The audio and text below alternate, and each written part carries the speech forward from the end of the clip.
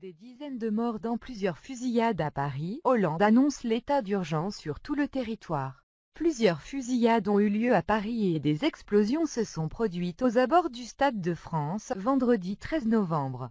Plusieurs attaques se sont produites en même temps dans la région parisienne et ont fait au moins 35 morts selon une source proche du dossier cité par l'AFP. Selon nos informations, le bilan a de fortes chances de s'aggraver notamment car de nombreuses personnes sont grièvement blessées. 3 ou 4 explosions ont eu lieu aux abords du Stade de France près de la Porte D, où avait lieu le match de football France-Allemagne. Il s'agit d'actions kamikazes menées avec des ceintures d'explosifs qui contenaient des boulons, selon les premières constatations.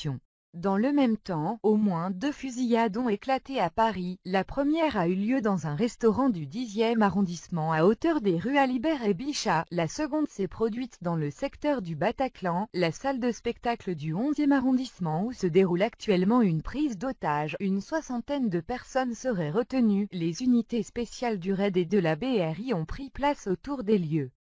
Il s'agit vraisemblablement des attaques les plus meurtrières à Paris depuis la Seconde Guerre mondiale. La mairie de Paris a demandé aux habitants de rester chez eux et donc de ne pas s'aventurer dans les rues parisiennes. L'état d'urgence et la fermeture des frontières ont été décrétés par François Hollande sur l'ensemble du territoire.